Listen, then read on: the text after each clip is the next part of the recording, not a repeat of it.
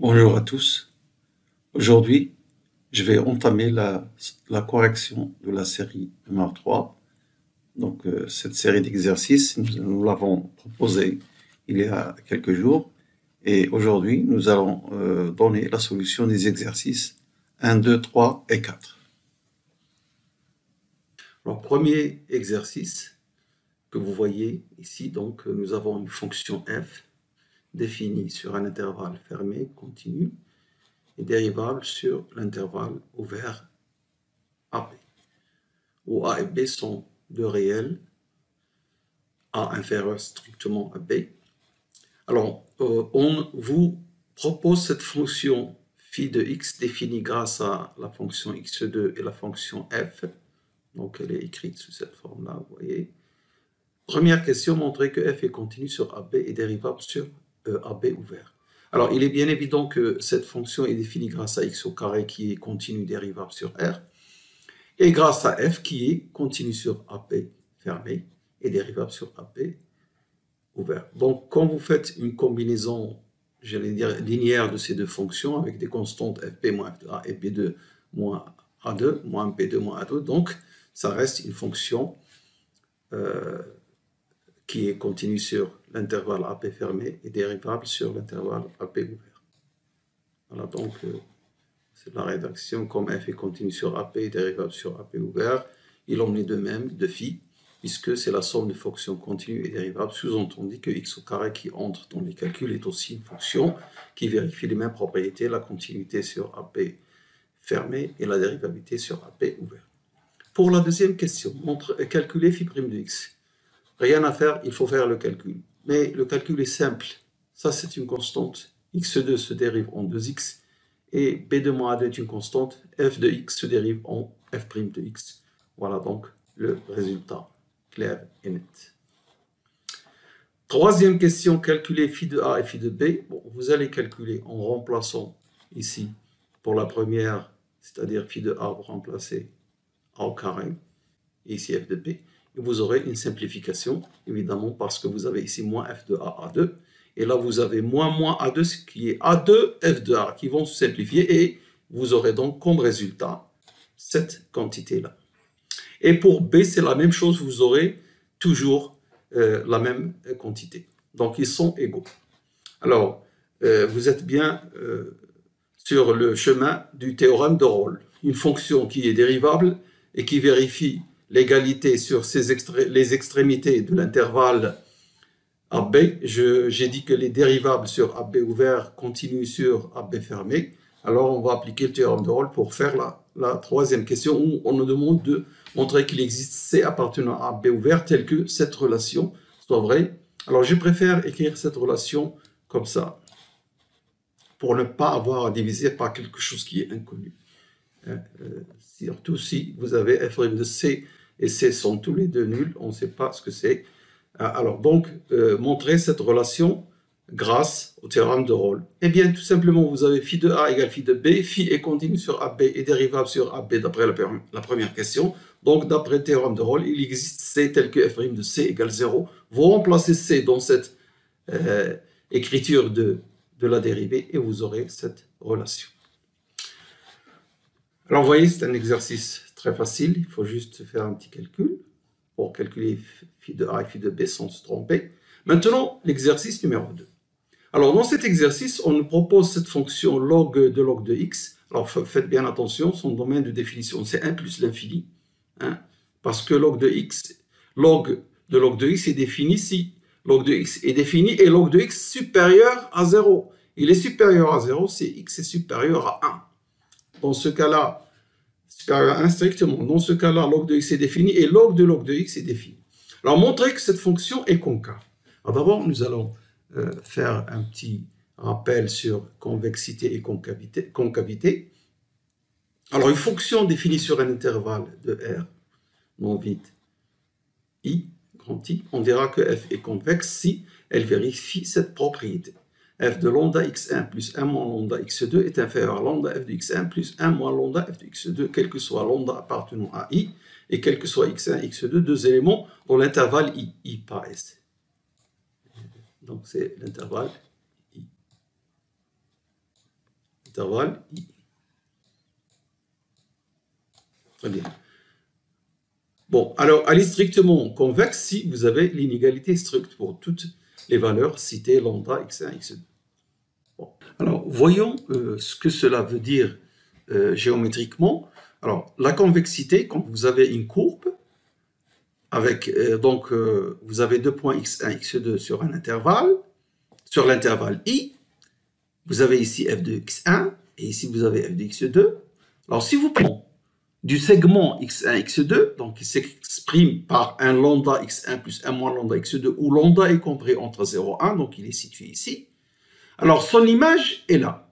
Elle est plus petite que la combinaison des images de f de x1 et f de x2 avec le lambda et le 1 moins lambda, le même. Donc voilà ce que ça veut dire. Autrement dit, quels que soient les points x1, f de x1 et x2, f de x2, la corde qui relie ces deux points est au-dessus de la courbe de la fonction f sur l'intervalle I. Bien. Alors, pour la concavité, c'est la même définition, simplement vous avez le contraire pour l'inégalité. Vous avez cette quantité est supérieure. Donc, là, géométriquement, c'est l'inverse. C'est la corde entre les f de x1, f de x1 et x2, f de x2 est toujours située en dessous de la courbe. Ah, c'est une fonction convexe. Si vous voulez, si on peut dire ça comme ça, pour la concavité, vous avez des montagnes et pour la convexité, des creux. Donc ça, c'est une montagne dans l'intervalle, donc c'est concave. Alors, pour voir quelques exemples, plutôt quelques exemples, pas à voir, je n'ai pas filé les dessins, mais je vais vous montrer un petit dessin pour x2 et log de x. Alors, vous avez la fonction x2 est convexe sur R. La fonction log de x est concave sur 0 plus l'infini, ouvert. Exponentielle convexe, signe de x. Alors, sur l'intervalle moins pi, elle change de concavité. Alors, sur moins pi 0, elle est convexe, et sur 0pi, elle est convexe. Alors, vous allez comprendre ça en reliant la notion de concavité et de convexité, qui est d'ailleurs dans la définition, elle a été donnée sans relation avec ni la continuité ni la dérivabilité. Alors, si on a la dérivabilité ou la dérivée seconde, alors on a des propriétés intéressantes. Et c'est d'ailleurs dans la pratique, c'est ça ce que vous faites pour voir si une fonction est convexe ou concave, ou ni l'un ni l'autre. Alors, par exemple, si la fonction est dérivable, comment reconnaître la convexité? On la reconnaît si la f' est une fonction croissante. Et la fonction est concave si, à l'inverse, f' est décroissante sur i. Alors, si la dérivée seconde existe, la croissance de f' s'exprime par f seconde positif, donc sur l'intervalle, et la concavité, et qui veut dire f' décroissante, s'exprime par équivalente à f seconde inférieure à 0 sur l'intervalle i. Bon, si vous voulez la stricte, vous mettez f' supérieur à 0, strictement, ici, strictement. Alors, nous avons donné tout à l'heure la fonction sinus qui, dans l'intervalle, alors l'intervalle moins pi, elle change de convexe vers concave. Parce que sur le point 0, il y a la dérivée seconde change de signe. La dérivée seconde de sinus, c'est quoi? C'est moins sinus. Et par conséquent, elle est nulle. Un point où la fonction est nulle, et la fonction seconde est nulle, et change de signe, c'est un point d'inflexion. C'est là où on voit les changements de concavité. On dit changement de concavité, c'est-à-dire elle passe de convexe vers concave, ou bien l'inverse. Voilà. Donc, voilà un petit rappel du cours sur la convexité. Alors, nous allons utiliser les deux propriétés. Celle-ci, propriété ça, et la définition. De la convexité. Bon, revenons à notre exercice numéro 2. Alors, montrer que G est concave. Allons-y. Alors, qu'est-ce que j'ai dit dans la propriété? Il suffit de montrer que la dérivée seconde, garde un signe constant sur l'intervalle. Ici, l'intervalle 1 plus l'infini. La dérivée de g, alors g, elle est là, quand vous la dérivez. Donc, la dérivée de log 1 sur x divisé par log de x lui-même. Voilà. Il n'y a aucun problème sur cet intervalle 1 plus l'infini, x est non nul et log de x est non nul, aucun problème. Vous dérivez une deuxième fois, donc la dérivée du dénominateur, ça donne ça, moins log de x plus 1, sur log de x plus 1, et moins à cause de 1 sur x, log de x, divisé par le dénominateur au carré, voici la dérivée. Et cette quantité log de x plus 1 est positive, puisque nous sommes dans x supérieur à 1, log de x est supérieur à 0, et donc cette quantité est positive, par conséquent, moins la même quantité est négative. Le dénominateur est positif, donc on a une dérivée seconde qui garde un signe strictement positif sur l'intervalle 1 plus l'infini, et donc la fonction est strictement concave d'après ce que j'ai dit dans le rappel.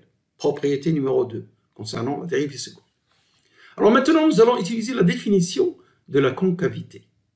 Alors, cette fonction, puisque g est concave, si je prends lambda égale 1,5, 1 moins lambda égale 1,5 également. Donc, g de lambda a plus 1 moins lambda b, qui sera donc 1,5 a plus 1,5 b, sera supérieur strictement, pour la concavité stricte, supérieur à 1,5 g de a plus 1,5 g de b.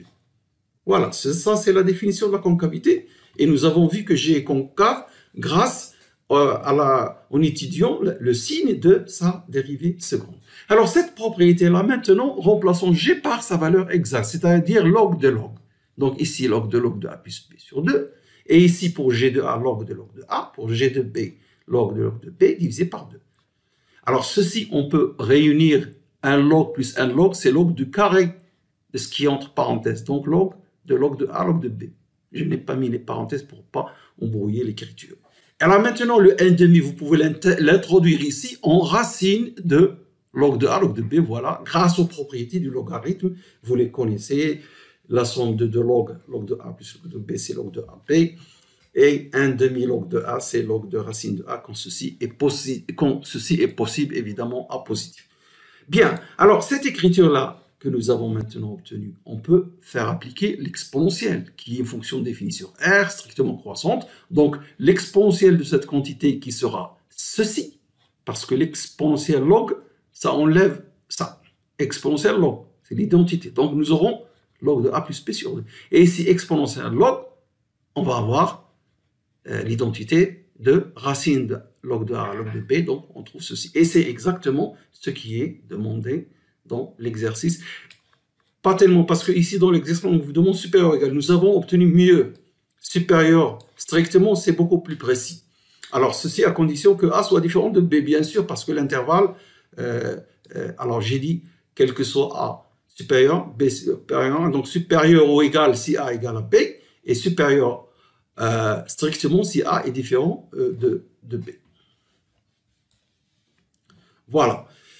Bien, alors, maintenant, nous passons à l'exercice 3. Et pour faire cet exercice 3, nous avons besoin d'un petit rappel sur les fonctions qui interviennent, à savoir les arc-cosinus, arc-sinus, les propriétés, comment sont définies ces fonctions. Alors, nous allons voir le rappel sur ces fonctions. Fonctions arc-sin et arc-cosinus. Alors, arc-sinus, c'est la réciproque de sinus. Mais la fonction sinus n'est pas une fonction bijective. Alors, on se restreint à un intervalle, moins pi sur 2, sur lequel la fonction est continue, strictement croissante, strictement croissante, et parce que sa dérivée, alors la dérivée de sinus, c'est cosinus x,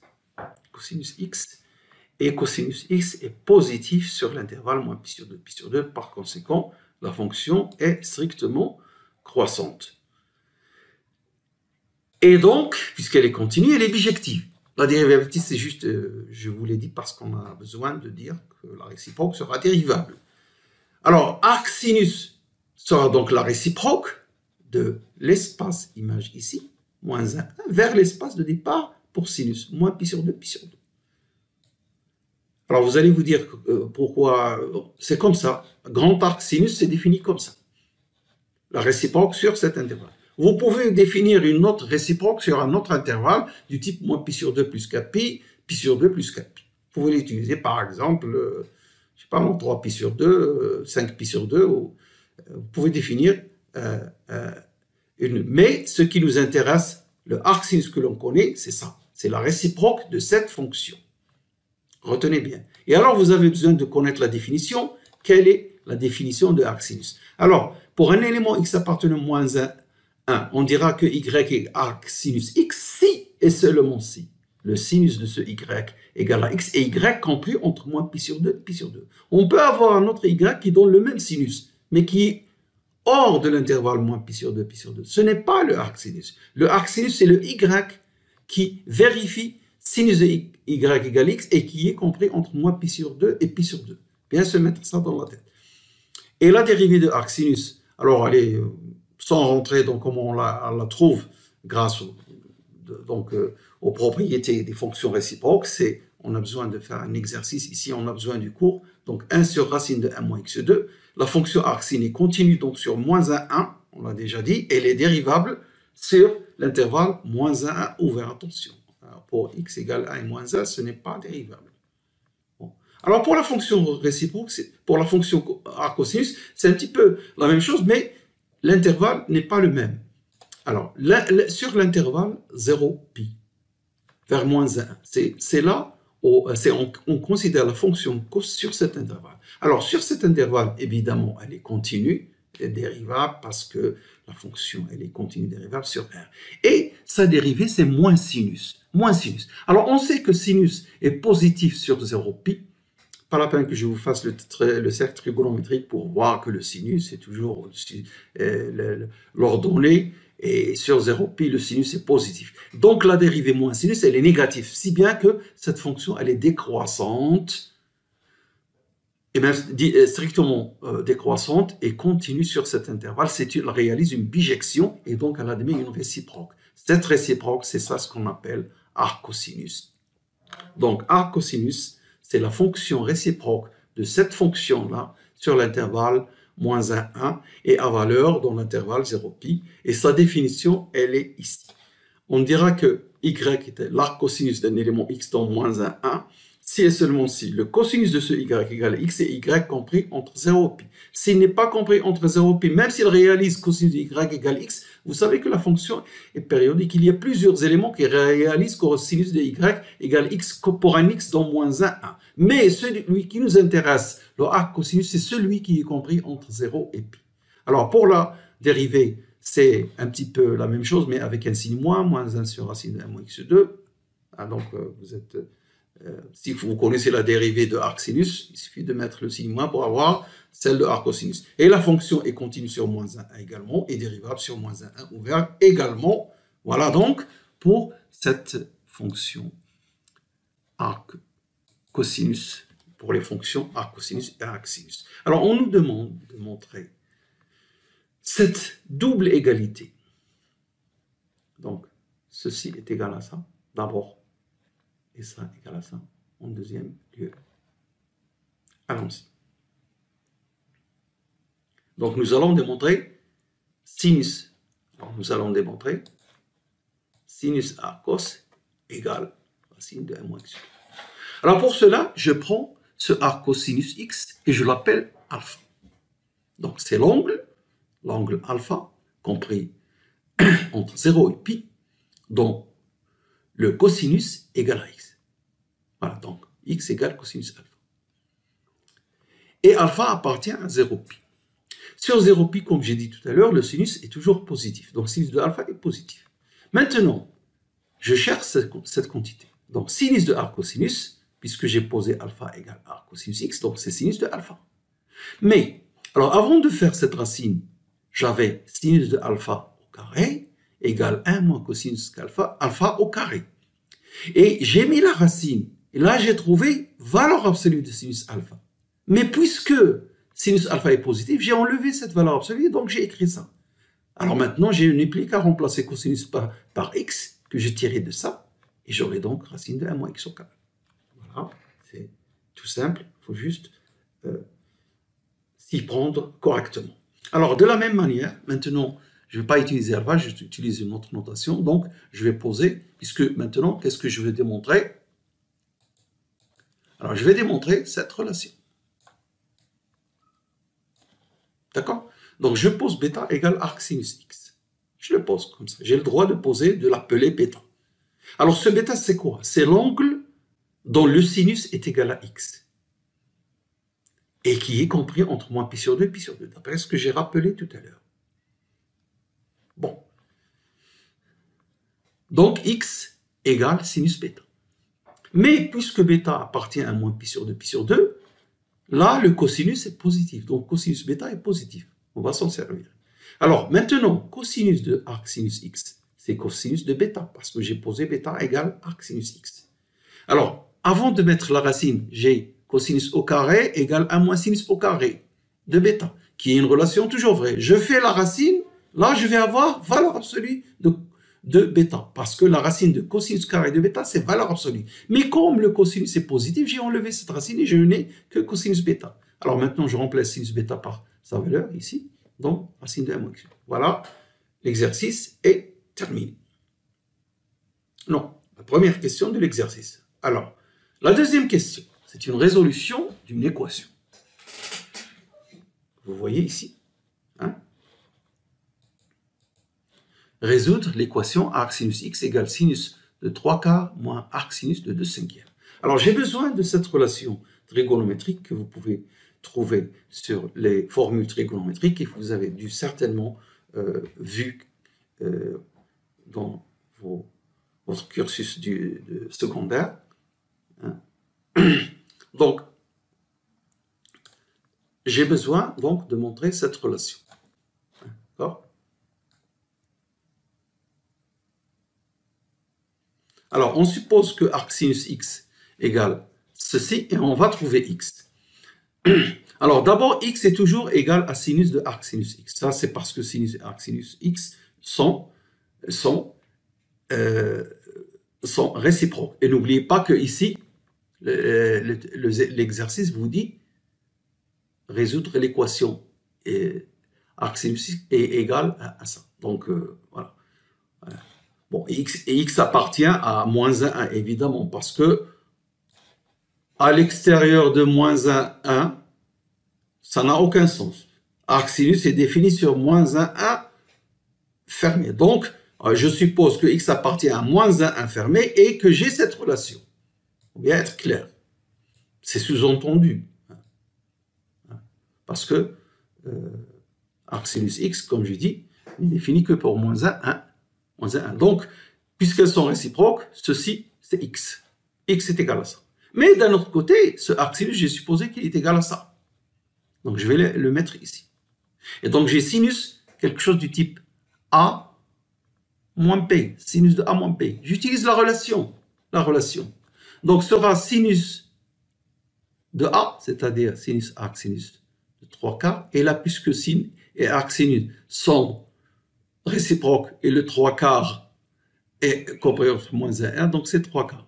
Et ici, cosinus de B, cosinus de cette relation. Alors, cosinus de cette relation, d'après ce que je viens de voir dans la question numéro 1, cosinus arc sinus d'une valeur, c'est racine de 1 moins cette valeur au carré. Voilà, donc cette partie, elle est là. Moins cosinus de A, alors le cosinus de arc sinus de 3/4, d'après la première question, c'est racine de 1 moins 3/4 au carré. Et sin de arc sin d'un élément de 5e appartenant à moins 1, d'après la réciproque, les fonctions réciproques sin et arc sin, donc c'est de 5e. Alors il ne reste plus qu'à faire les calculs. Alors par exemple ici, ce sera, je réduis au même dénominateur que vous voyez, 5 au carré c'est 25, donc 25 moins 4 ça fait 21, racine de 21 sur 25. Voilà. Et pour ceci, je réduis au même dénominateur, 4 au carré au dénominateur c'est 16, je mets ici 16 moins 9, 16 moins 9 égale 7, donc racine de 7 sur le dénominateur, 4 au carré égale 16. Alors, racine de 25 au dénominateur c'est 5, 5 fois 4 c'est 20, donc cette fraction sera 3 racines de 27 sur 20. Et pour celle-ci, 5 fois racine de 16, c'est 5 fois 4, c'est aussi 20. Donc, 2 racines de 7 sur 20, l'élément x. Et si x vérifie la propriété x appartient à moins 1, alors nécessairement il est égal à ça. Nous avons terminé l'exercice. Alors, avant de terminer, pardon, je vais juste que pour la première question, vous pouvez résoudre, je rappelle cette première question. Première question, là, voilà. Deux égalités. Deux égalités que vous pouvez traiter d'une autre manière. Alors, qu'est-ce que votre professeur a proposé ici pour faire, par exemple, celle-ci? Vous voulez démontrer que ce C est nul sur l'intervalle moins 1 fermé. D'accord? Alors, on vous propose de procéder ainsi. Prenez l'intervalle moins 1. Considérez cette fonction où elle est dérivable. Alors, on a évité les extrémités parce que je viens de vous dire que arc cosinus n'est pas dérivable sur moins 1. Par contre, sur moins 1 ouvert, elle est dérivable. Vous dérivez cette quantité, vous avez une dérivée de fonction composée. Faites attention pour la dérivation. Ici, pas trop compliqué pour dériver. Et quand vous dérivez, vous allez trouver f' de x constamment nul, quel que soit x dans moins 1. Par conséquent, elle est constante sur moins 1. La constante, on peut dire que c'est f d'un élément de moins 1. Le plus simple, c'est 0. f de 0 égale 0. Je vais dire pourquoi. Donc, k égale 0. Alors, pourquoi f de 0 égale 0? Parce que arc cosinus de 0, c'est pi sur 2. Pi sur 2. L'angle situé entre 0 et pi, dont le cosinus égale 0, c'est pi sur 2. Et par conséquent, nous avons ici sinus de pi sur 2 égale à 1. Et de l'autre côté, racine de 1 moins 0, c'est 1. Donc 1 moins 1 égale 0. f de 0 égale 0. Et donc f de x égale 0. Alors, nous avons montré que f de x est constante nulle sur moins 1 ouvert. Comment je passe à moins 1 fermé? Parce que la fonction f est continue sur moins 1. Maintenant, nous allons donner la solution de l'exercice 4 de cette série numéro 3 d'analyse. Alors, il y a 3 inégalités à démontrer et nous allons utiliser le théorème des équations finies pour montrer ces 3 inégalités. D'abord, la première inégalité. Alors, il s'agit de démontrer donc que arc tangent de x est compris entre x sur 1 plus x au carré et x lorsque x est positif. Alors, je considère un x strictement positif d'abord. La fonction arc tangent t est, comme vous le savez, définie sur R et qui est continue et dérivable sur R. Donc, elle est dérivable sur tout intervalle du type 0x, continue et dérivable sur l'intervalle 0x. Pour appliquer le théorème des équations finies, on a besoin simplement de la dérivabilité sur l'intervalle ouvert et la continuité sur l'intervalle fermé. Mais comme elle est dérivable sur R tout entier et que cet intervalle est inclus dans R plus étoile, donc dans R, la fonction est dérivable là-dessus. Alors, d'après le théorème des accroissements finis, alors comme je vous ai dit dans une séance précédente, pour appliquer le théorème des accroissements finis, vous devez bien choisir votre fonction et votre intervalle.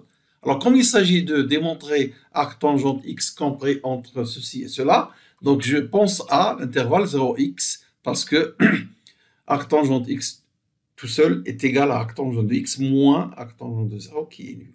Donc, cette quantité-là, d'après le théorème des accroissements finis, je peux dire qu'il existe un x, puisque les conditions du théorème sont vérifiées, il existe c dans cet intervalle ouvert qui vérifie arc tangent x moins 0, qui est arc tangent de 0, est égal à x moins 0 fois la dérivée au point C. Or, la dérivée de arc tangent x, comme vous le savez, c'est 1 sur 1 plus x2. Et donc, au point C, ça vaut 1 sur 1 plus c au carré.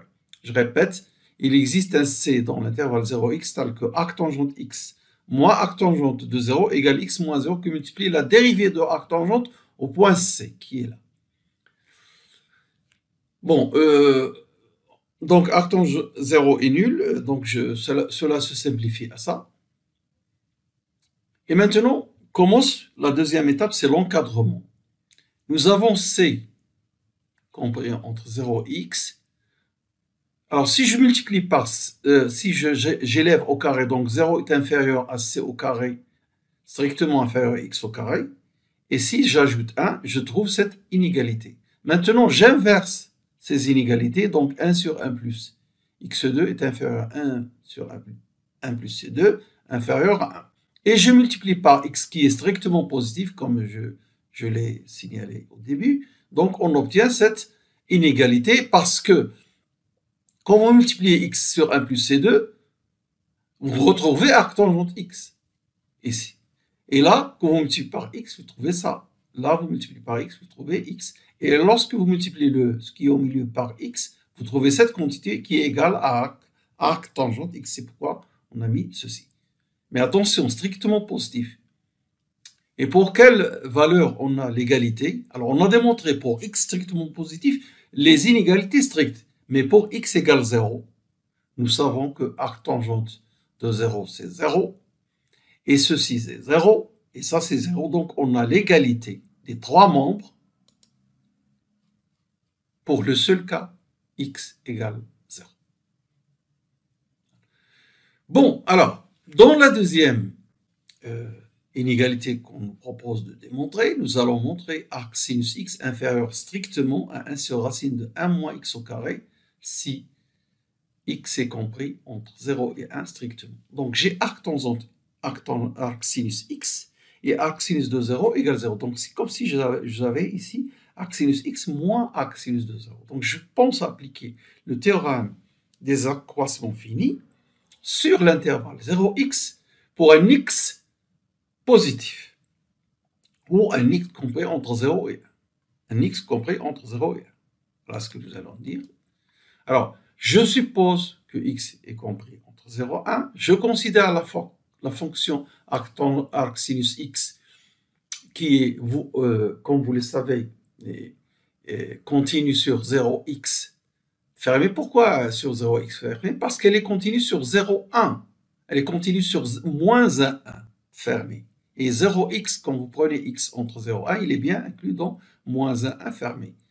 Et elle est dérivable sur moins 1, ouvert en moins 1, l'intervalle moins 1, 1, ouvert sur les deux extrémités, et 0x ouvert, il est inclus dans moins 1, 1 ouvert. Et la dérivée, voici la dérivée de arc tangente, arc sinus, 1 sur racine de 1 moins c2. Maintenant, j'applique le théorème des accroissements finis, étant donné que la fonction est continue, dérivable sur l'intervalle ici fermé et ici l'intervalle ouvert. Donc, il existe C dans l'intervalle 0x tel que arc sinus x moins arc sinus de 0 égale x moins 0, 1 sur racine de 1 moins c2. Je simplifie ceci puisque arc sinus de 0 égale 0 et x moins 0 c'est 0. Donc, je trouve qu'il existe C dans 0x ouvert tel que arc sinus x égale x sur racine de 1 moins c2. Maintenant, comme l'étape suivante, c'est l'encadrement. Alors, nous avons d'après ceci, C compris entre 0 et x, et puisque x est inférieur à 1, nous avons aussi inférieur à 1. J'élève au carré, tout est positif ici, les inégalités restent dans le même ordre, donc 0 inférieur strictement à C2, inférieur strictement à x au carré, inférieur à 1.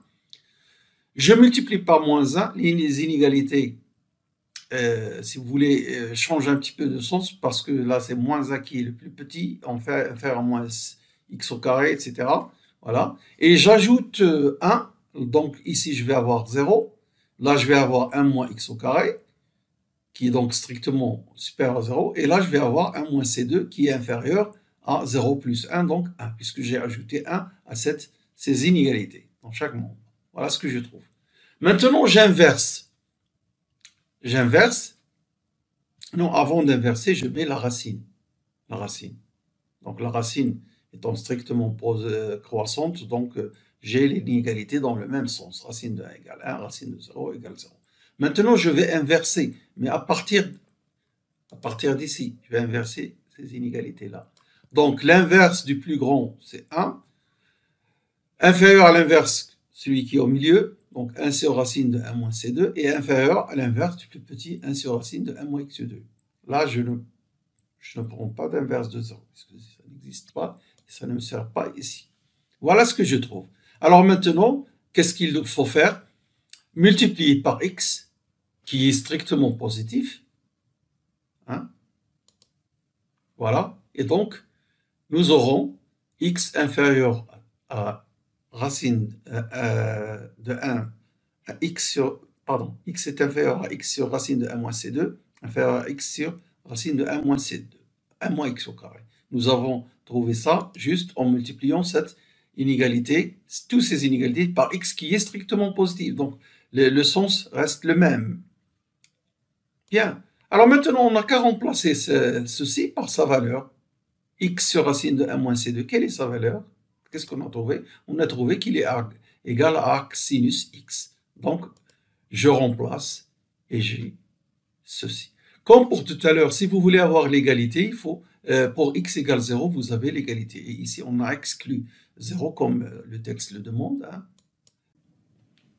Alors, je termine l'exercice en montrant cette double inégalité qui, donc, x sur cosinus hyperbolique de x au carré est inférieur ou égal à tangente hyperbolique de x inférieur à x pour tout x supérieur à 0. Je rappelle que tangente hyperbolique de x, c'est le cosinus hyperbolique de x sur le... Pardon, c'est le sinus hyperbolique de x sur le cosinus hyperbolique de x. Donc, sinus hyperbolique de x sur cosinus hyperbolique de x. C'est-à-dire EX moins E moins x sur EX plus E moins x. Je rappelle aussi que la tangente hyperbolique, sa dérivée, c'est 1 sur cosinus hyperbolique de x.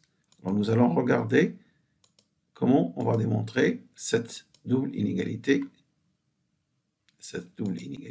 hein, pour x positif.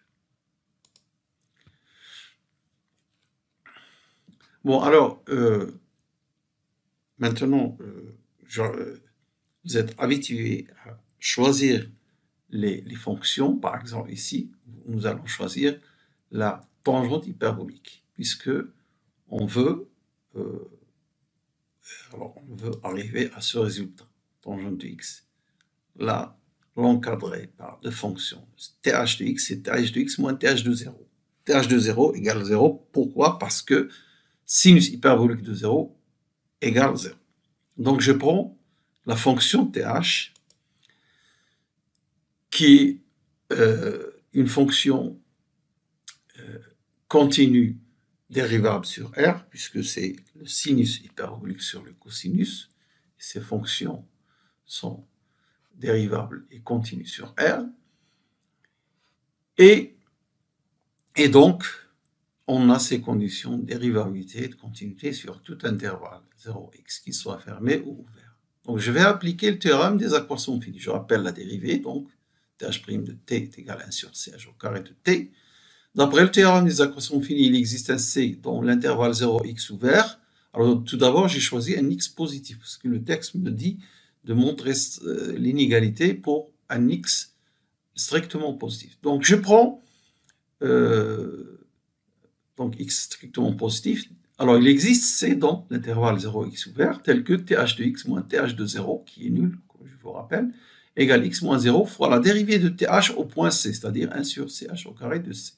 Ce qui veut dire, puisque ceci est nul, et x moins 0 c'est x, ce qui veut dire ceci. Alors, rappelez-vous de cette égalité. Alors maintenant, la phase de l'encadrement. C est compris entre 0 et x. Étant donné que CH est une fonction croissante sur 0 plus l'infini, hein, la courbe de l'allure comme ça, hein, comme une parabole, mais un petit peu très rapide en sa croissance. Donc CH de 0, qui est égal à 1, CH au carré de 0 est inférieur à CH au carré de C, inférieur à CH au carré de x. CH est croissante, CH au carré est aussi croissante. Tout ça, ce sont des nombres strictement positifs. J'inverse, et donc c'est l'inverse de ce terme qui est le plus petit, inférieur à l'inverse de ce qui est au milieu, inférieur à l'inverse de 1 qui est 1. Et tout ça, ce sont des inégalités strictes. Je multiplie par x qui est positif, donc je trouve ceci. Alors, je n'ai plus qu'à remplacer ce terme par sa valeur que j'ai trouvée th de x, et j'obtiens cette inégalité puisqu'on a travaillé pour x quelconque, donc c'est pour tout x positif. Voilà.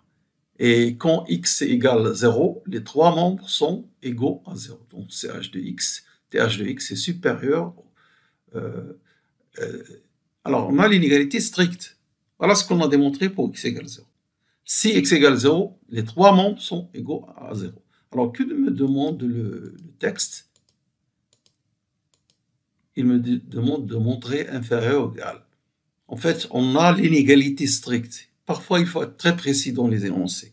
Pour x positif, et non pas l'inégalité large. Ce qui n'est pas faux. On a l'inégalité.